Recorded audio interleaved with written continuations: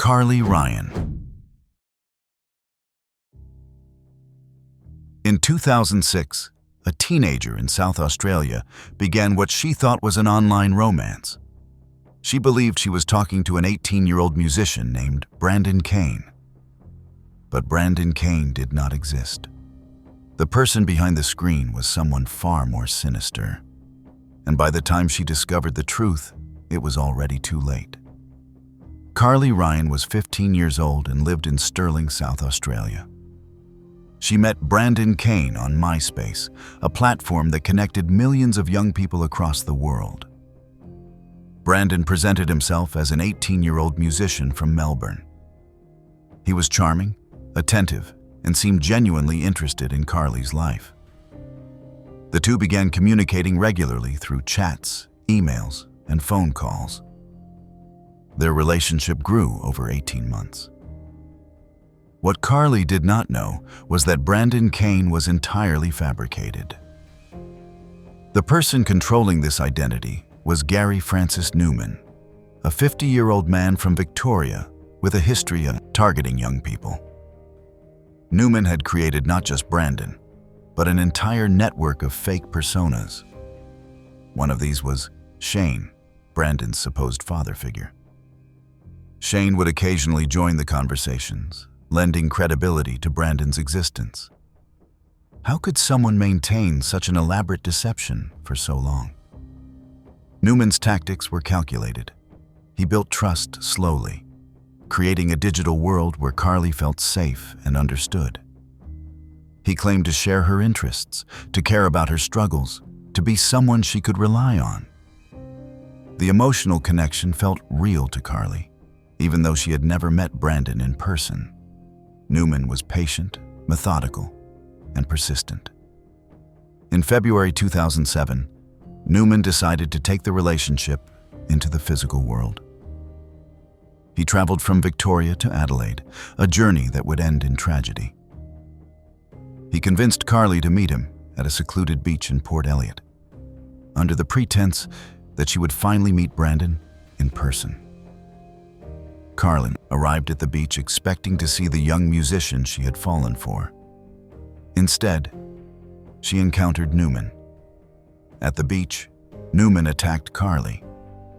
He overpowered her, took her life by means that included suffocation and drowning, and left her body in the water. The crime was discovered shortly after, and investigators immediately began piecing together what had happened.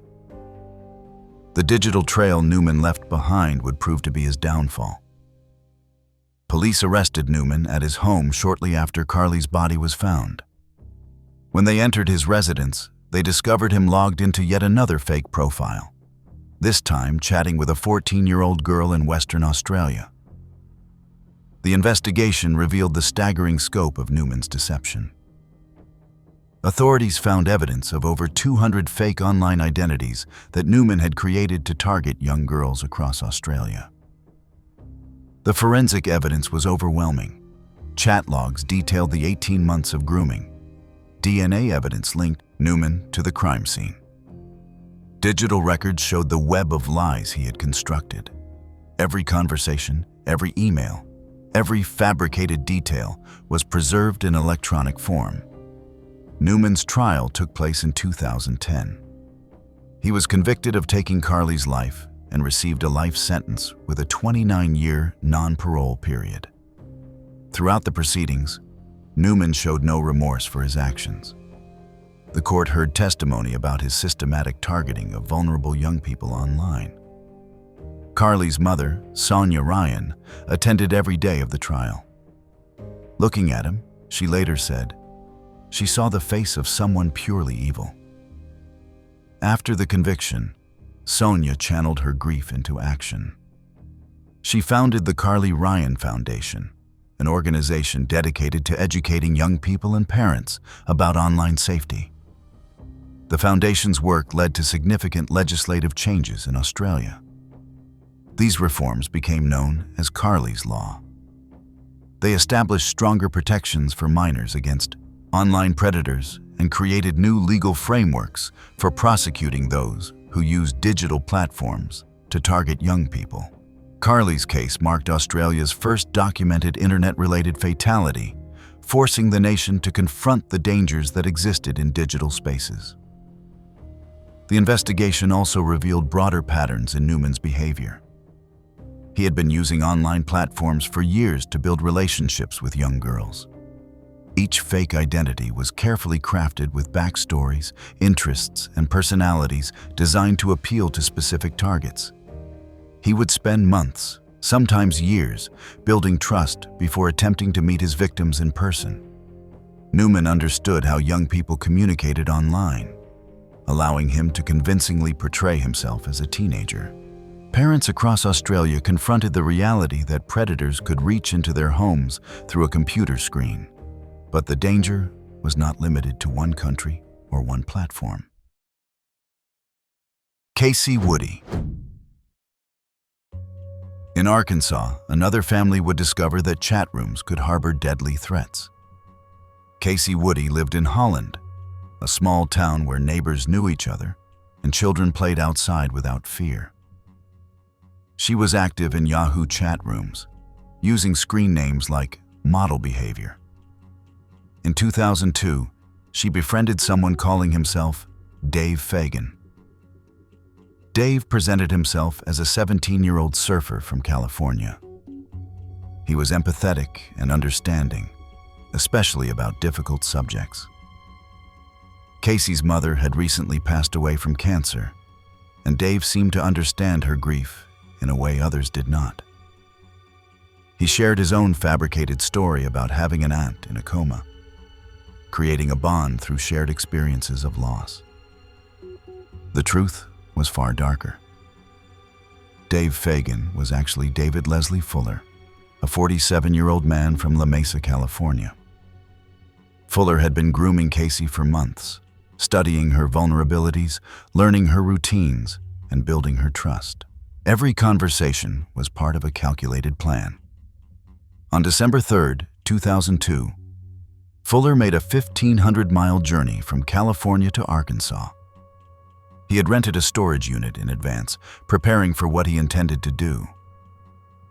That afternoon, Casey returned home from school to what should have been a safe, familiar place. Instead, Fuller was waiting. He took Casey from her home. He brought her to the storage unit he had rented. There, he committed unspeakable acts before taking her life with a firearm. It was a crime planned with chilling deliberation, executed with cold precision. But Casey's friends noticed something wrong. She had not appeared online, which was unusual for someone who regularly spent time in chat rooms. They contacted authorities to report her missing. Police responded quickly, beginning a search that would end in heartbreak. Investigators tracked Fuller's movements and identified the storage unit. When police arrived, Fuller took his own life. Body was found alongside evidence that linked him definitively to Casey. Her belongings were in the unit. Chat logs on his computer documented months of conversations. The digital evidence painted a clear picture of grooming and predation. There would be no trial. Fuller's choice to end his own life meant that many questions about his motivations and methods would remain unanswered. But the evidence he left behind told a compelling story of how he had operated.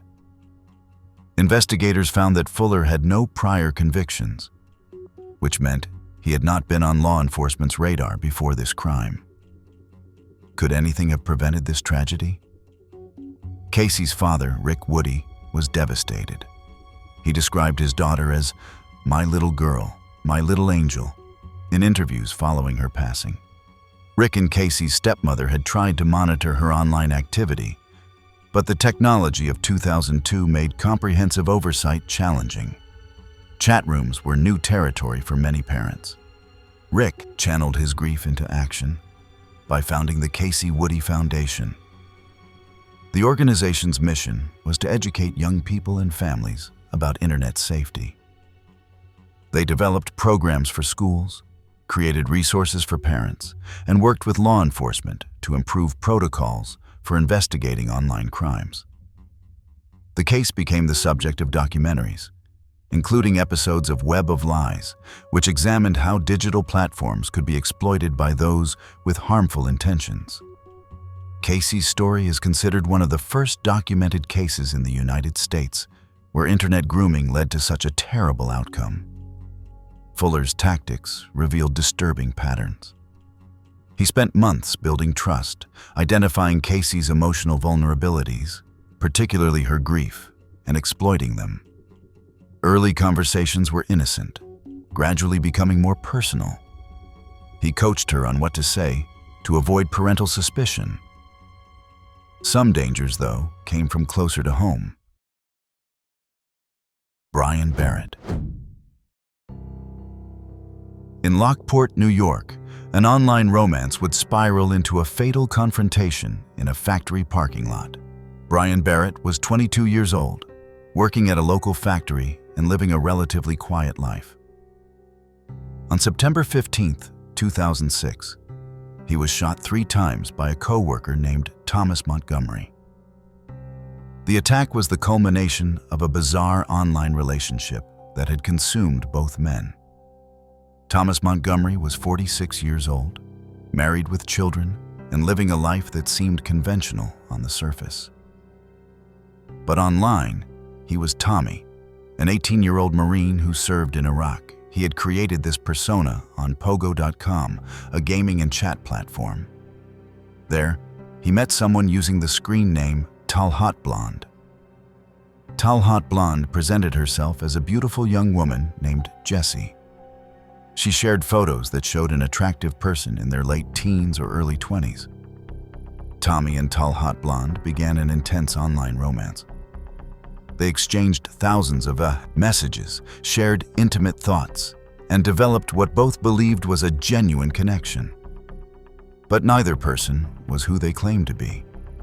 Talhot Blonde was actually Mary Sheeler, a 45-year-old woman who was using her own daughter's photos to create a false identity. Jessie, the real person in the photos, had no idea her mother was using her image online. Mary had created an entire alternate life, one where she was young, desirable, and free from the constraints of her actual existence. Montgomery became obsessed with Talhot Blonde. He spent hours online chatting with her, neglecting his family and responsibilities. His wife eventually discovered the affair and confronted him. She revealed the truth to Talhot Blonde, telling her that Tommy was actually a middle-aged man named Tom. This revelation should have ended the relationship, but it did not.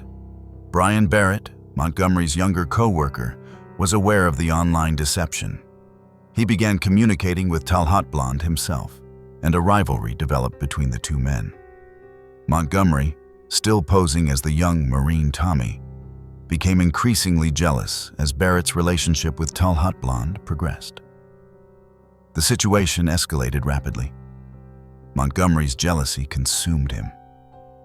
He viewed Barrett as having stolen something that belonged to him, even though the entire relationship was built on lies. Chat logs recovered later showed Montgomery making increasingly hostile statements about Barrett. How far would jealousy drive someone in a relationship that existed only online? On the evening of September 15th, Montgomery waited for Barrett in the factory parking lot. When Barrett finished his shift and walked to his vehicle, Montgomery ambushed him. He fired 3 shots, taking Barrett's life in an act of calculated violence. Montgomery was arrested in November 2006. Co-workers had reported the online feud to police, and investigators had been watching the situation develop. The digital evidence was extensive. Chat logs showed Montgomery's growing obsession and his threats against Barrett. One message read, "Brian will pay in blood." During the investigation, authorities uncovered the full extent of the deception. They learned that Mary Sheeler had been posing as her own daughter for years. When confronted, Sheeler said in a later documentary, "I became a completely different person online." She had created an elaborate fantasy life, one where she could escape the realities of aging and feel desired again. The real Jessie, Mary's daughter, had been completely unaware that her photos were being used in this way. She learned about it only after Barrett's demise, when investigators contacted the family. The revelation was traumatic, adding another layer of victims to an already complex case. Thomas Montgomery pleaded guilty to first-degree murder and was sentenced to 20 years in prison. The charge reflected the calculated nature of the ambush in the factory parking lot. Remarkably, Mary Sheeler faced no criminal charges. While her actions had set events in motion and contributed to Barrett's ending, prosecutors determined that she had not directly participated in the violence and had committed no prosecutable offense under existing laws. The case became known as Talhot Blonde and was featured in documentaries and news programs. It exposed the dangers of online deception and raised questions about identity, fantasy, and responsibility in digital spaces. Barrett's parents advocated for stronger laws against catfishing, arguing that those who create false identities that lead to harm should face consequences. Montgomery's midlife crisis made him feel trapped. Online, he could become the person he wished he had been. When that fantasy was threatened, he responded with violence. The case highlighted how online conflicts could escalate into real-world harm. Not all deceptions ended with a single act of violence. Carrie Farver. In Omaha, Nebraska, a woman's disappearance in 2012 would lead to one of the most bizarre cases of digital impersonation ever documented. Carrie Farver was 37 years old, a computer programmer with a son. She met Dave Krupa through an online dating site, and the two went on a date on November 13, 2012. It seemed like a normal first date. They talked, got to know each other, and made tentative plans to see each other again. Carrie left Krupa's apartment the next morning and was never seen again. But her phone continued to send messages, thousands of messages. What happened to Carrie Farver? The messages started coming to Krupa within hours of Carrie's disappearance. They claimed to be from Carrie herself. She said she had decided their relationship was moving too fast and needed space. The messages became increasingly erratic and threatening. They came at all hours, sometimes dozens in a single day. They were sent to Krupa, his friends, to his workplace, and to another woman he was dating. That other woman was Shauna Liz Golyar, Krupa's ex-girlfriend. Golyar also received threatening messages supposedly from Carrie. The messages accused Liz of stealing Krupa away. They made wild claims and threats. The situation seemed to be an obsessive former date spiraling out of control. But investigators Ryan Avis and Jim Doty were not convinced. As they dug deeper into the case, inconsistencies emerged. Over 4 years, more than 15,000 texts and emails were sent supposedly from Carrie. Yet Carrie had not accessed her bank accounts, had not contacted her family, and had seemingly vanished from her life completely. The breakthrough came in 2015. Investigators obtained a search warrant for Golyar's electronics and found a photograph on her tablet. It was an image of a woman's body, bound and apparently deceased. Digital forensics determined it was Carrie Farver, and the photo had been taken inside Golyar's own vehicle. The investigation revealed a disturbing pattern. Golyar had taken Carrie's life on November 13, 2012, shortly after Carrie left Krupa's apartment. She stabbed Carrie in Golyar's car, likely in a fit of jealousy. Then, she disposed of the body in a location that has never been found. But Golyar did not stop there. She took Carrie's phone and began a years-long campaign of digital impersonation. She sent messages to Krupa, to herself, and to others, creating an elaborate fiction that Carrie was alive and stalking them. She even set fires and committed acts of vandalism, then blamed them on Carrie. It was an attempt to frame a deceased woman for crimes while simultaneously maintaining the illusion that she was alive. The scope of the deception was staggering. Golyar had created fake email accounts, social media profiles, and messaging platforms, all designed to make it appear that Carrie was obsessed with Krupa and Golyar. She spent hours each day maintaining this fiction, sending messages at strategic times to make them seem authentic. Krupa later described his experience. "What do you do when somebody invades every space of your life?" he asked in an interview. He had been receiving threatening messages for years, believing he was dealing with a stalker who was fixated on him. The realization that his ex-girlfriend had orchestrated everything was shocking. Golyar was arrested in 2016 and charged with first-degree ending of life. The trial relied heavily on digital forensics. Experts traced the messages back to devices controlled by Golyar. They analyzed metadata, IP addresses, and cell tower records. Every message supposedly from Kari had actually been sent by Golyar. The prosecution also presented evidence of Golyar's behavior in the weeks following Kari's disappearance. She had researched decomposition rates and body disposal methods. She had visited locations where Kari's belongings were later found. She had taken extensive measures to cover her tracks. But the digital trail was impossible to erase completely. In 2017, Golyar was convicted and sentenced to life in prison without the possibility of parole. She continues to maintain her innocence, claiming she was framed by the actual person responsible. However, the evidence against her was overwhelming. The case inspired a Netflix documentary titled Lover, Stalker, Killer, which examined the investigation and the digital forensics that broke it open. It also raised questions about how someone could maintain such an elaborate deception for 4 years. Golyar had fooled police, friends, and family members into believing Carrie was alive and acting erratically. Investigators later learned that Golyar had even staged an arson at her own home, then blamed it on Carrie. She had reported the fire to police, providing evidence that Carrie was escalating her harassment. It was all part of an intricate plan to frame a woman she had ended while maintaining the illusion of victimhood.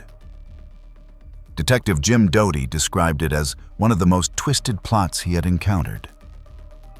The combination of jealousy, deception, and technological manipulation challenged traditional investigative methods. Technology would play a role in another case, this time involving someone much younger. Cimarron Thomas. In West Virginia, a family would discover that their daughter had fallen victim to someone thousands of miles away. Cimarron Thomas lived with her family in a small community where people looked out for each other. On May 10, 2018, at just age 12, she took her own life. The reason would shock investigators and lead to an international investigation. Cimarron had been active on Snapchat, like millions of other young people her age. She believed she was communicating with a teenage girl who seemed friendly and understanding. The person encouraged Cimarron to share personal photos, claiming it was normal between friends. Cimarron, trusting and wanting to maintain the friendship, complied. But the person on the other end was not a teenage girl. It was Alexander McCartney, a 26-year-old man from Northern Ireland. McCartney had created a fake profile to lure young people into sharing sensitive images. Once he had these images, he revealed his true intentions. McCartney began threatening Cimarron. He demanded she involve her younger sister, who was 9 years old, in similar activities. He told her that if she refused, he would send the images she had already shared to her family, friends, and school. The psychological pressure was immense. Cimarron was trapped in a nightmare situation with no clear way out. She could not see a solution that would not expose her to shame and consequences. The threats escalated. McCartney was relentless, sending message after message demanding compliance. Cimarron was terrified. She saw no escape from the situation. She did not know how to ask for help without revealing what had happened. The shame and fear overwhelmed her. For days, she lived with this burden, unable to confide in anyone about what was happening. On that day in May, Cimarron found her father's firearm and ended her own life. Her family discovered her shortly after. The devastation was immediate and profound. They had no idea what had been happening behind the closed door of Cimarron's bedroom. Investigators began examining Cimarron's electronic devices to understand what had led to this tragedy. They discovered the exchanges with McCartney and immediately contacted United States Homeland Security.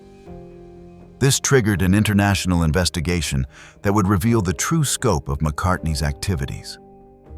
How many other young people had he targeted? The investigation was complex, involving law enforcement agencies in multiple countries. U.S. authorities provided information to police in Northern Ireland in 2019, and McCartney was arrested. What they found on his devices was horrifying. McCartney had targeted more than 3,500 individuals across the globe. He had created multiple fake profiles, posing as teenage girls to lure his victims. Once he obtained sensitive images, he would begin the same pattern of threats and demands. The scale of his operation was unprecedented. Many of his victims were very young. He specifically targeted individuals who seemed vulnerable or isolated. He used sophisticated techniques to maintain his false identities and avoid detection.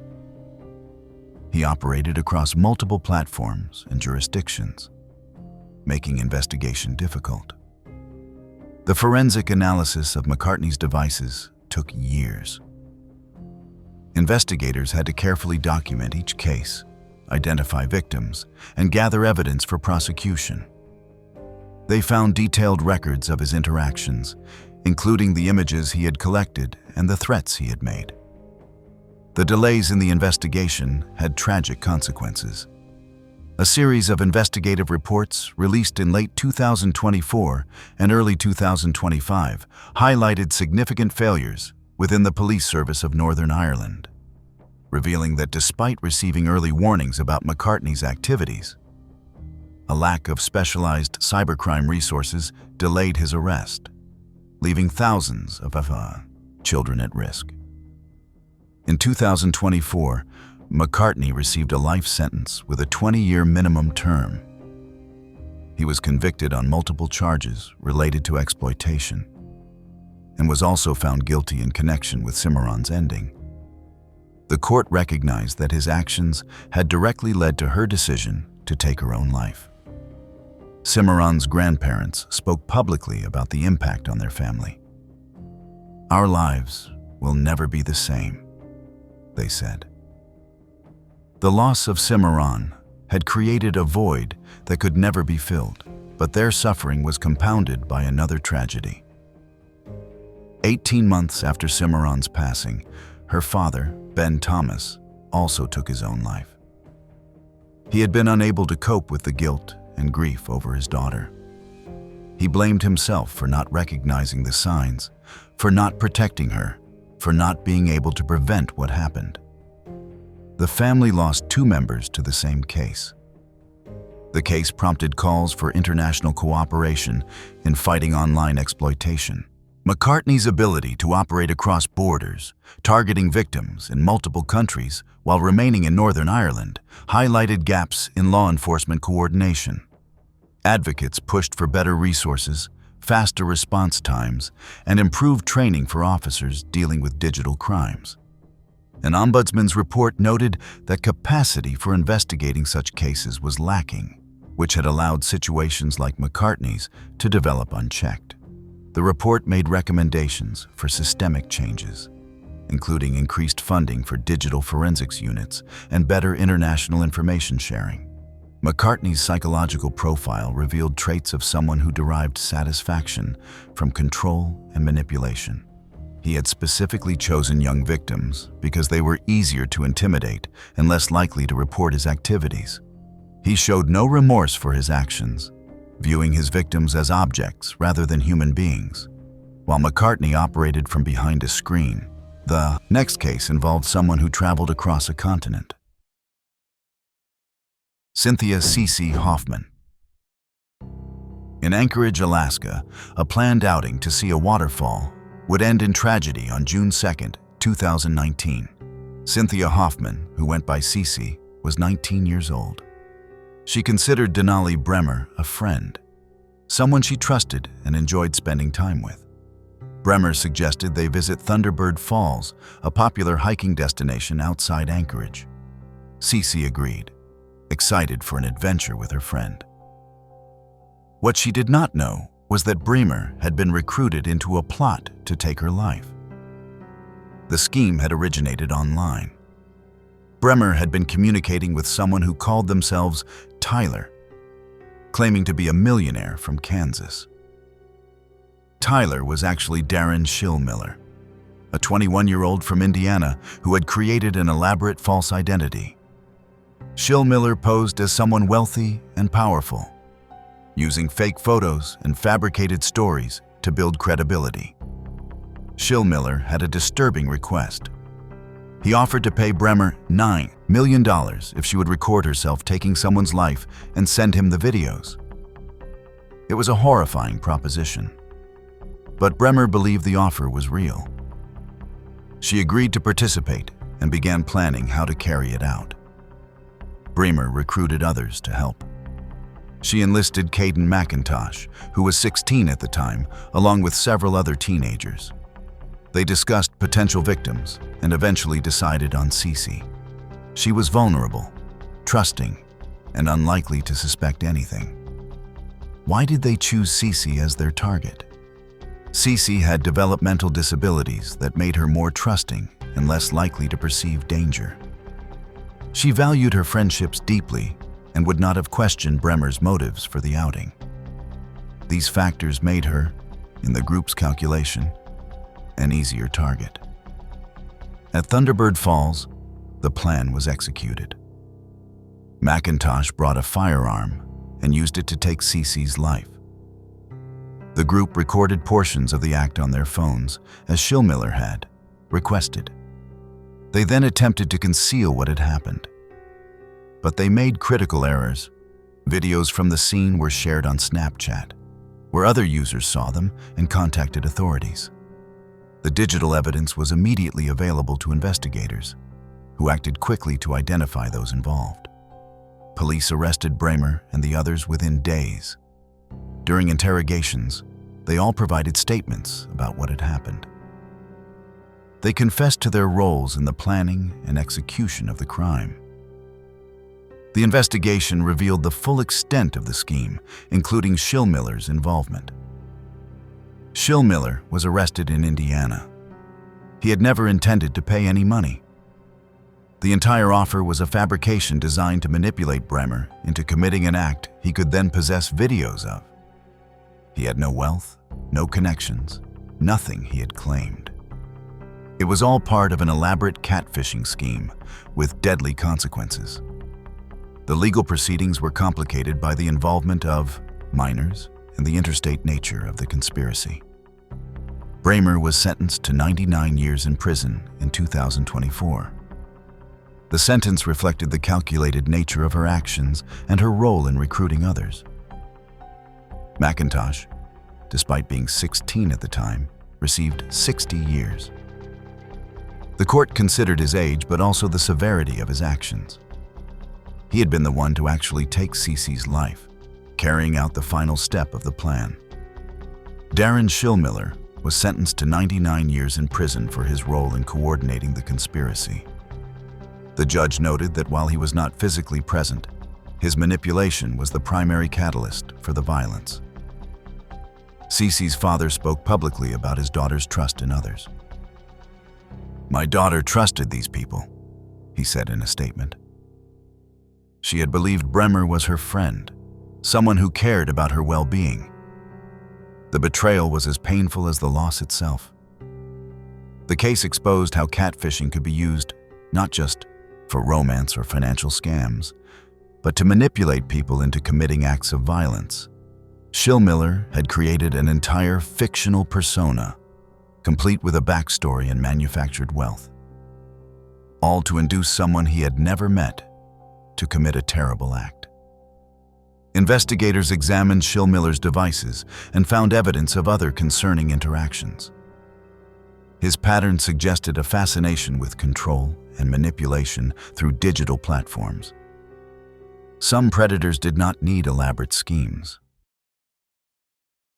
The Winnick family. On November 25, 2022, a family in Riverside, California, experienced a horror that would shock the nation. Mark Winnick, 69, and Sherry Winnick, 65, lived with their daughter Brooke, 38. It was a quiet, ordinary day that would end in tragedy. Austin Lee Edwards, a 28-year-old from Virginia, had been communicating online with the Winnick's teenage granddaughter. Edwards posed as a teenager himself, building a relationship with her through digital platforms. The deception was complete. She had no idea she was communicating with an adult man. Austin Lee Edwards was hired by the Washington County Sheriff's Office after previously serving as a Virginia State Trooper. The subsequent investigation revealed that he had been detained for psychiatric evaluation years prior, a red flag that was missed or overlooked during the reciprocity hiring process. On November 25th, Edwards drove across the country from Virginia to California. He arrived at the Winnick home with one purpose in mind. When he entered the house, he encountered Brooke, Mark, and Sherry. In a horrific act of violence, he took the lives of all three family members. After ending the lives of the grandparents and mother, Edwards set the home on fire. He then left with the teenage girl whom he had been communicating with online. Neighbors saw smoke and called emergency services. But by the time firefighters arrived and extinguished the blaze, it was too late for those inside. Law enforcement quickly identified Edwards as the suspect. They tracked his movements and located him hours later. When police attempted to stop his vehicle, a confrontation ensued. Edwards engaged in a shootout with officers and was fatally shot. The teenage girl was recovered safely, though traumatized by the events. Because Edwards perished during the confrontation with police, there would be no trial. But the investigation that followed revealed disturbing details about how he had operated and how he had been able to become a law enforcement officer despite warning signs. Edwards had used sophisticated catfishing techniques to build trust with his victim. He posed as someone her age, shared interests and experiences that would resonate with a teenager, and gradually built what she believed was a genuine friendship. The relationship progressed over months, with Edwards carefully maintaining his false identity. His position as a deputy sheriff may have given him insights into how to avoid detection. He understood surveillance techniques, investigative methods, and how law enforcement tracked suspects. This knowledge could have made him more confident in his ability to travel across the country without being caught. The family released a statement expressing their devastation. Mark, Sherry, and Brooke were loving people who did not deserve this, they said. The loss of 3 family members in a single act of violence was almost incomprehensible. Questions immediately arose about Edwards' hiring. How had someone with the capacity for such violence been given a badge and gun? The Washington County Sheriff's Office faced intense scrutiny over their vetting process. A federal lawsuit was filed against the Sheriff's Office, alleging negligence in the hiring and supervision of Edwards. The suit claimed that proper background checks would have revealed issues that should have disqualified him from law enforcement work. It became a landmark case examining accountability in law enforcement hiring practices. Investigators reviewing Edwards' background found indicators that should have raised concerns. There were questions about his psychological fitness for law enforcement work. There were patterns in his personal life that suggested instability. But these red flags had apparently not been sufficient to prevent his hiring. The case also highlighted the vulnerability of young people to online predators who take extreme measures. Edwards had not only groomed his victim online, but had physically traveled thousands of miles and committed multiple acts of violence to gain access to her. The level of planning and commitment demonstrated how dangerous such situations could become. Edwards' use of his law enforcement position made him particularly dangerous. The surviving victim faced immense trauma from trusting someone she believed was a peer. The case prompted discussions about online safety education and better screening of law enforcement candidates. If you've made it this far and enjoy deep dives into the most shocking criminal cases, hit that subscribe button and don't forget to press the bell icon. The case shows how deception continued elsewhere. Curtis Engeland. On Mercer Island, Washington, a man seeking companionship would encounter something far more dangerous than rejection. Curtis Engeland was 74 years old, living alone after a long life filled with relationships and experiences. In January 2024, he joined Scruff, a dating application designed to help people connect. Engeland matched with someone calling themselves Philip Brewer. Brewer presented himself as a 32-year-old looking for genuine connection. The two began communicating through the app, exchanging messages and making plans to meet. Engeland, described by friends as trusting and kind, believed he had found someone worth getting to know. What Engeland did not know was that Brewer was working with an accomplice. Christina Hardy, 47 years old, was coordinating with Brewer to target vulnerable individuals through dating applications. Their goal was not romance, but financial exploitation. They had identified Engeland as someone they could manipulate and victimize. The initial meetings between Engeland and Brewer seemed normal. They spent time together, building what Engeland believed was a developing relationship. During these encounters, Brewer and Hardy gained access to information about Engeland's finances. They learned about his bank accounts, his assets, and his daily routines. How did they plan to exploit this information? Over the following weeks, Brewer and Hardy began stealing from Engeland. They took his wallet and gained access to his financial accounts. They made unauthorized transactions, transferring funds and making purchases. Engeland may have noticed discrepancies, but he trusted Brewer and likely did not immediately suspect that he was being systematically robbed. The investigation revealed that on February 4th, 2024, Brewer and Hardy kidnapped Engeland, and while court documents mentioned the presence of fentanyl, the primary cause of death was a fatally slashed throat. The suspects then used Engeland's cell phone to send spoofed messages to his family to convince them he was still alive. The attack was deliberate, designed to ensure they could complete their plan without resistance. Once Engeland was deceased, they began the process of disposing of his body. They transported Engeland's remains to Grays Harbor, a coastal area several hours from Mercer Island. They left his body in a remote location, hoping it would not be discovered quickly. But their plan began to unravel. Friends and associates noticed that Engeland had not been responding to messages or appearing at his usual locations. Concern grew, and eventually, someone reported him missing. Law enforcement began investigating his disappearance, starting with his last known contacts and activities. Digital evidence proved crucial to the investigation. Engeland's interactions on Scruff were documented, showing his communications with Brewer. Financial records showed suspicious transactions occurring after he went missing. Security footage and cell phone data placed Brewer and Hardy in locations connected to both England and the disposal site. Investigators tracked the pair's movements across state lines.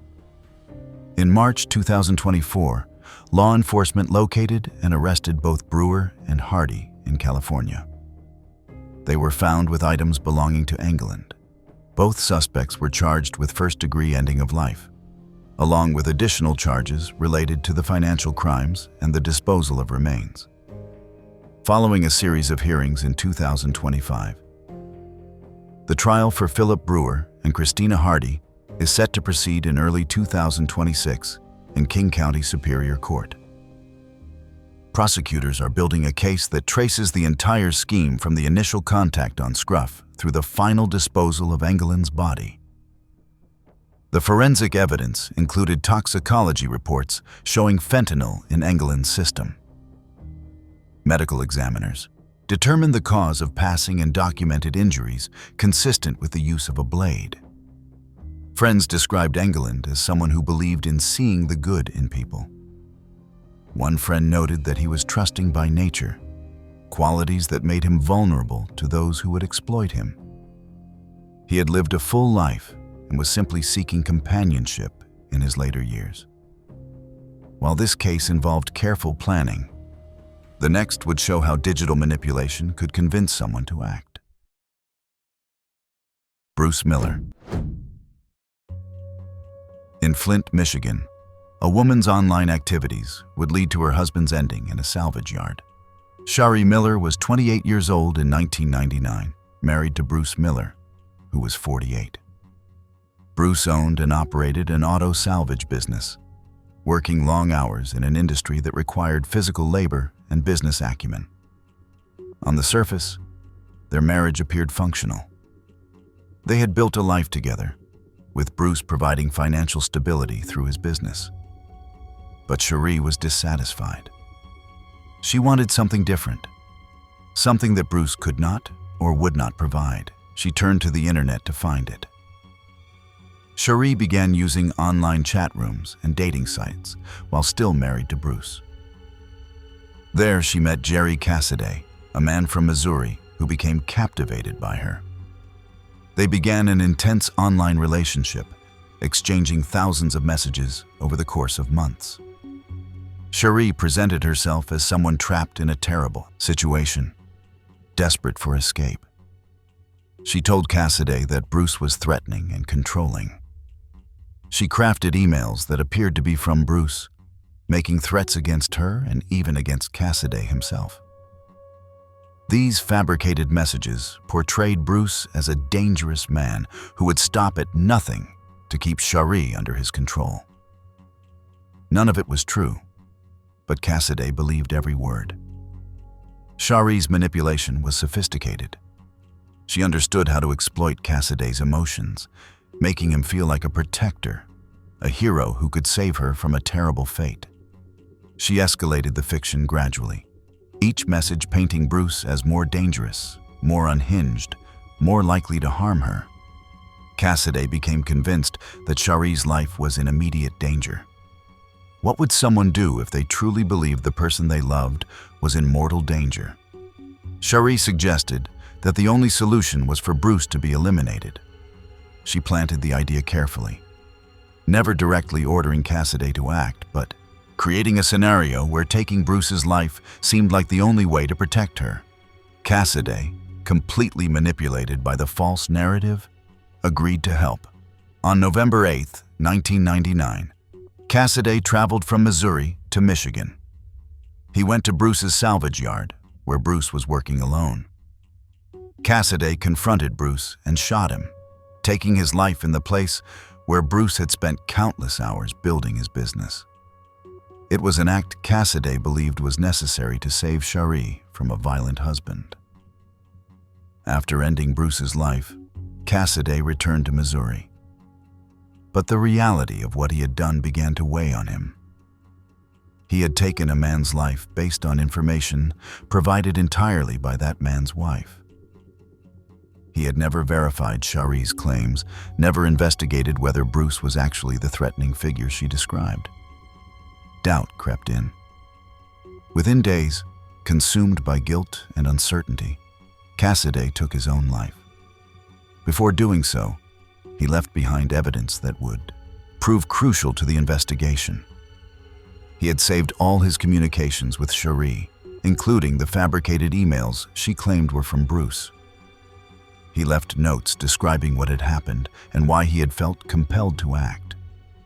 Law enforcement discovered Cassidy's body and the evidence he had left behind. They immediately recognized that something was wrong with Cherie's version of events. The emails supposedly from Bruce showed signs of fabrication. Digital forensics revealed they had been created and sent from accounts controlled by Cherie, not Bruce. Investigators interviewed people who knew Bruce Miller. They described him as hardworking and devoted to his business, with no history of threatening behavior toward his wife or anyone else. The portrait that emerged was completely at odds with the dangerous man Cherie had described to Cassidy. Bruce had been an innocent victim, killed because his wife wanted him gone and found someone willing to do it for her. Cherie was arrested and charged with first-degree ending of life. Prosecutors argued that she had deliberately manipulated Cassidy, creating an elaborate fiction to convince him to take action. The thousands of saved messages provided a detailed record of her deception and manipulation. In 2000, Cherie Miller was convicted and sentenced to life in prison. For years, she maintained her innocence, claiming that she had not intended for Bruce to be harmed and that Cassidy had acted on his own. The evidence contradicted this narrative, but she continued to deny responsibility. In 2016, Cherie Miller sent a letter to the judge presiding over her case, finally admitting that she plotted the murder with Jerry Cassidy. However, she later tried to recant this confession during a 2019 parole hearing, which was ultimately denied. In a statement, she acknowledged what she had done. "I murdered Bruce," she said, taking responsibility for manipulating Cassidy and orchestrating her husband's ending. The admission came after years of reflection and perhaps the weight of maintaining the lie. She acknowledged that Bruce had not been the threatening figure she portrayed, and that Cassidy had been an unwitting tool in her scheme. Her confession confirmed what investigators had determined years earlier through evidence analysis. Bruce Miller's family was devastated by his ending and the revelation that it had been orchestrated by his own wife. His life was taken not because of anything he had done, but because someone wanted his assets. Some schemes targeted individuals for reasons beyond romance or inheritance. Israel Martinez. In Waco, Texas, a group of teenagers would use social media to set a deadly trap. Israel Martinez was 22 years old, living his life and maintaining connections through various online platforms. On September 19, 2021, he received a message through Facebook from someone he did not know. The profile appeared to be a young woman interested in meeting him. The messages were friendly, flirtatious, and suggested a potential romantic connection. Martinez, like many people who receive such messages, engaged in conversation. The interaction seemed normal, the kind of digital communication that happens thousands of times daily across social media platforms. The person behind the profile suggested they meet in person. They proposed a location on Gurley Avenue in Waco, a residential area where Martinez would presumably feel safe meeting someone new. He agreed to the meeting, having no reason to suspect that the person he was communicating with did not exist and that the entire conversation was designed to lure him to a specific location. But the profile was entirely fake. 4 individuals: Kyle Flores, 15 years old, Jeremiah Marquez, 16, Edgar Castillo, 16, and Justin Hernandez, 20, had created it specifically to target Martinez. Their motive was not romantic or even personal. They intended to rob him.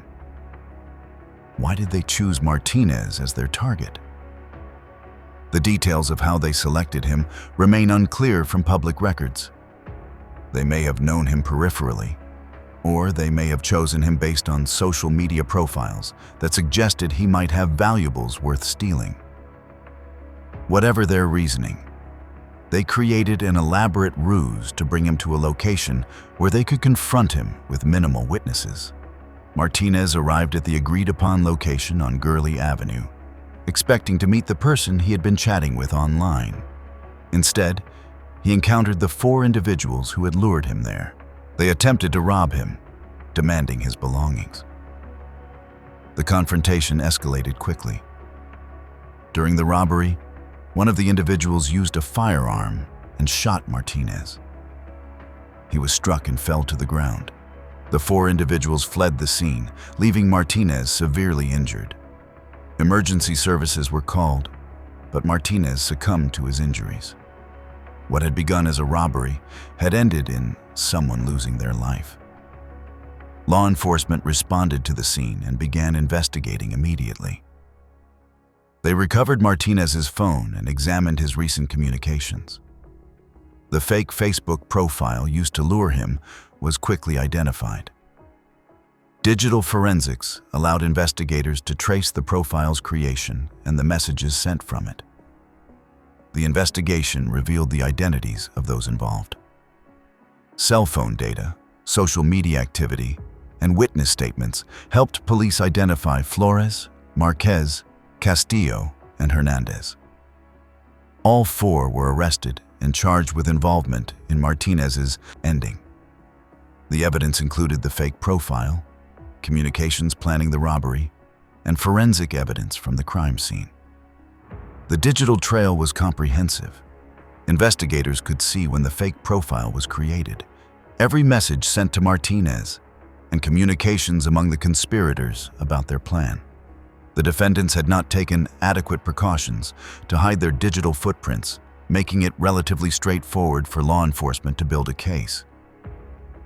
Kyle Flores, despite being 15 at the time, was charged as an adult due to the severity of the offense. The legal proceedings were complicated by the involvement of minors and questions about culpability and intent. Prosecutors had to demonstrate each individual's role in the conspiracy and the robbery that led to Martinez's ending.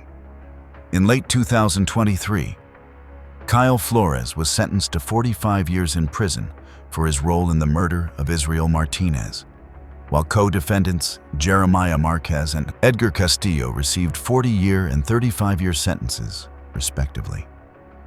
The case highlighted how social media could be weaponized for criminal purposes beyond romance fraud or personal vendettas.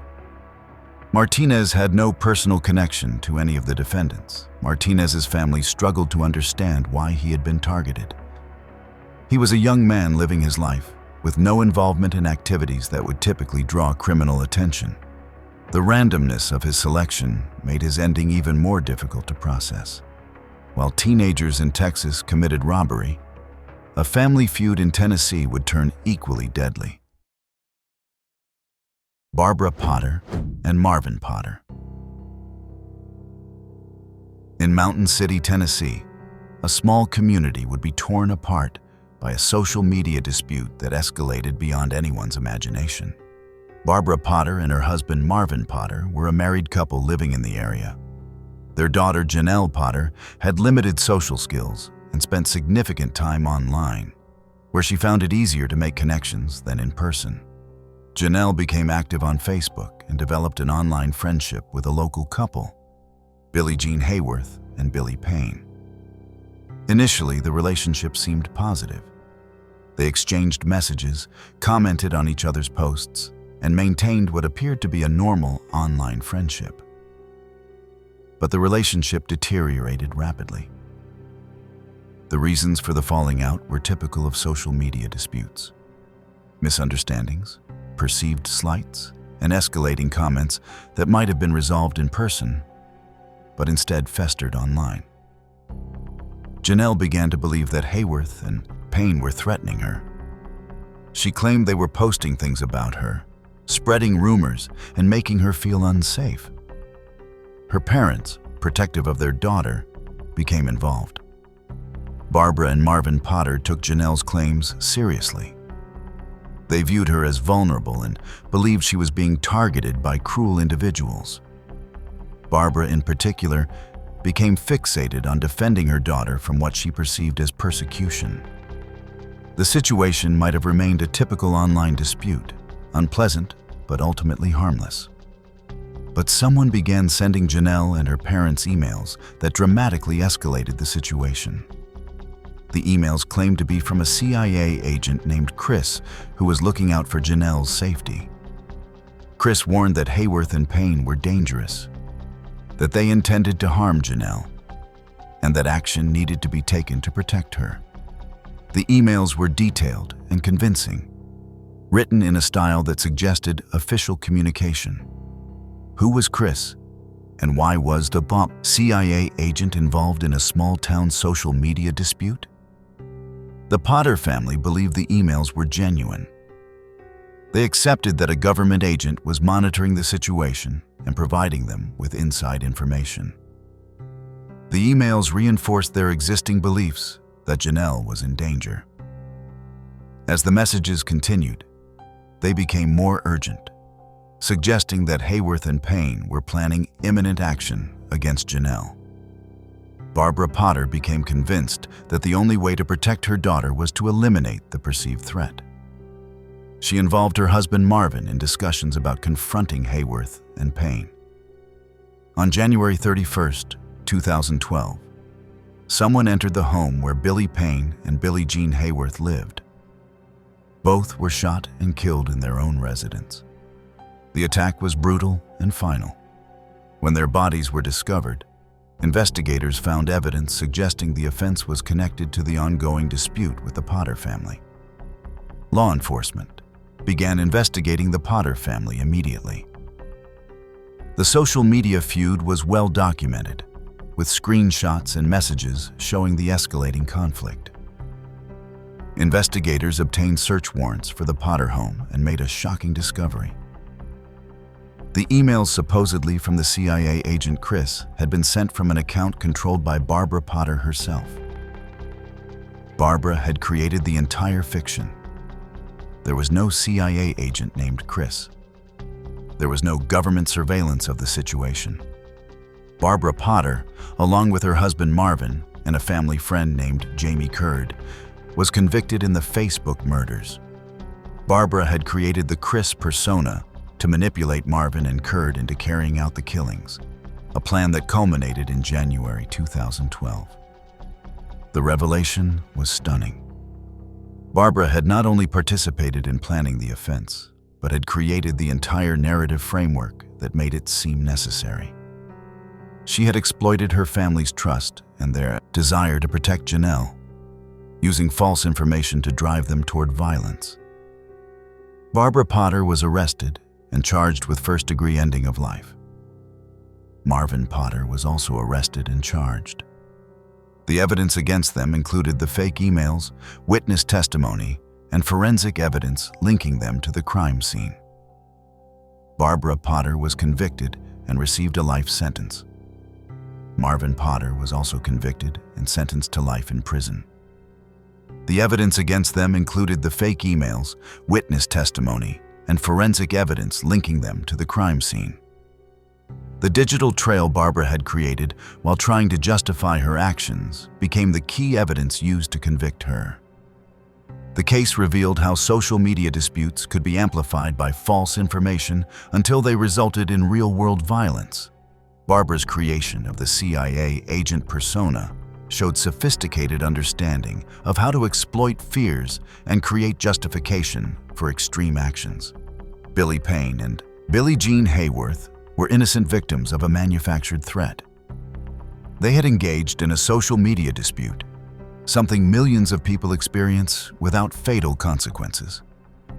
They could not have known that one participant's mother was creating elaborate fiction to justify taking their lives.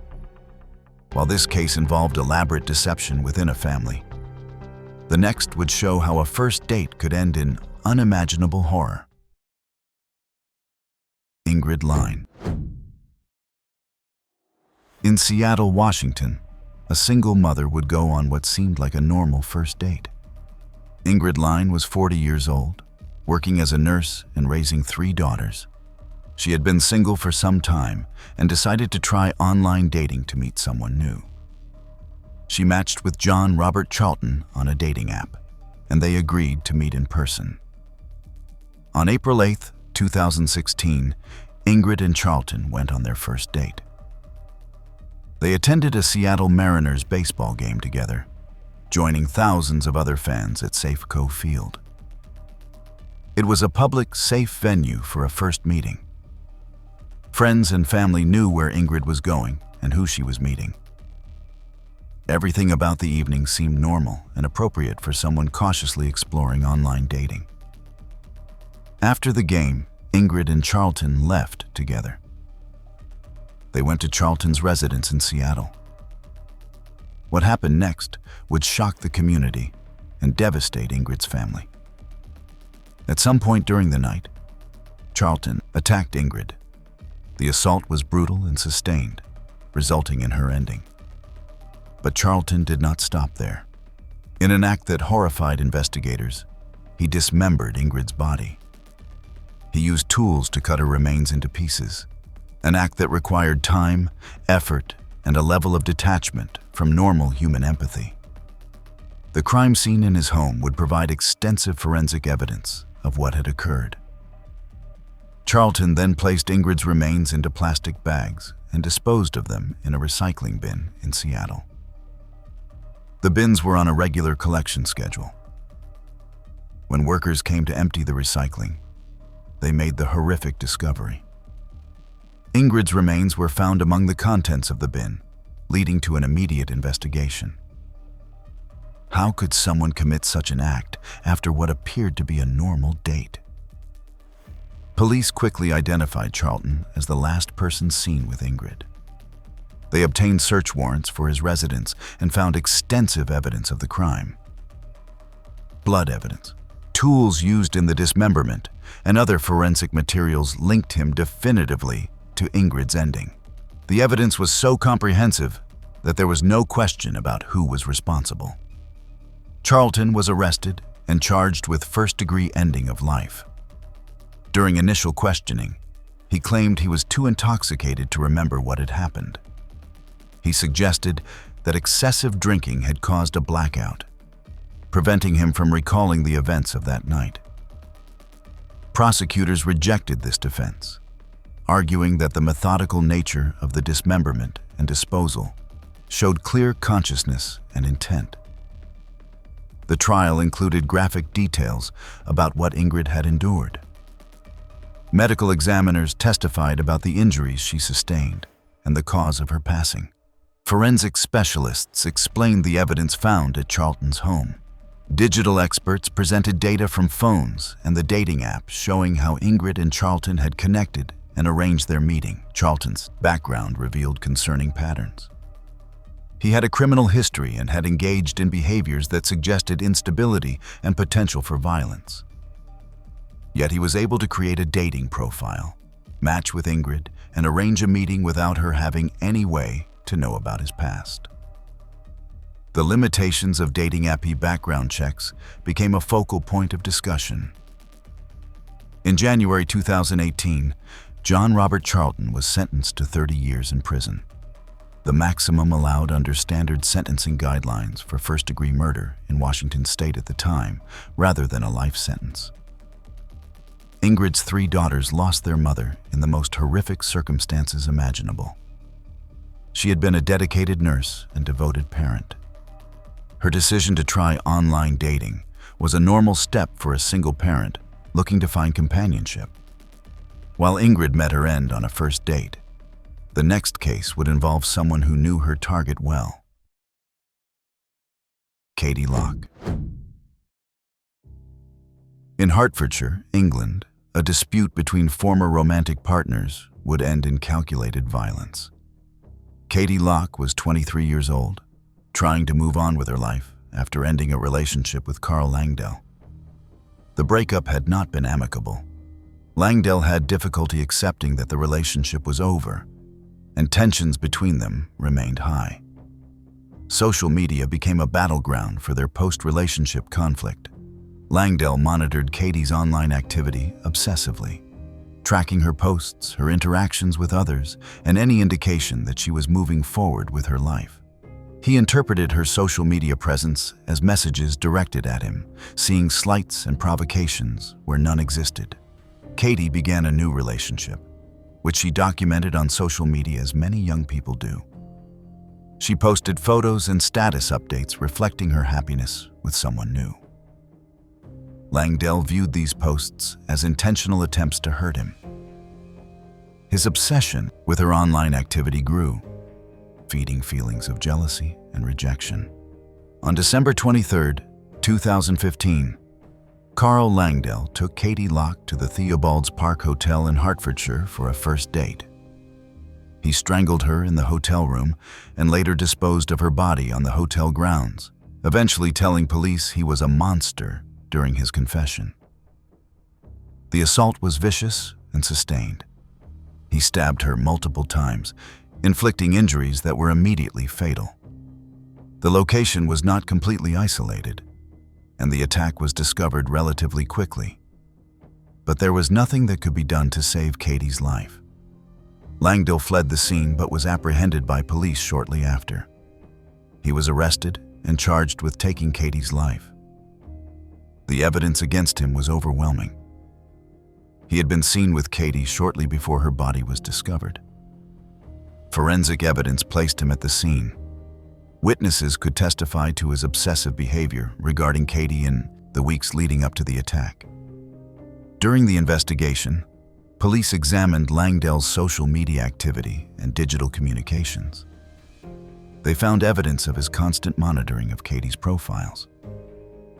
He had been screenshot her posts, saving images of her with her new partner, and dwelling on every update she made. His digital footprint showed an escalating fixation that had consumed his daily life. The evidence also revealed threatening messages he had sent to Katie and disturbing posts he had made on his own social media accounts. While not explicitly threatening violence, they showed a mindset fixated on rejection and betrayal. He had made posts suggesting he felt wronged and deserved retribution, though he had been vague enough that friends did not interpret them as serious threats. Langdell was convicted and received a life sentence with a minimum term before parole eligibility. The court heard testimony about his controlling behavior during the relationship and his inability to accept its end.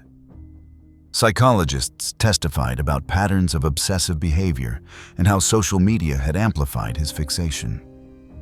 Katie's family spoke about the impact of her loss.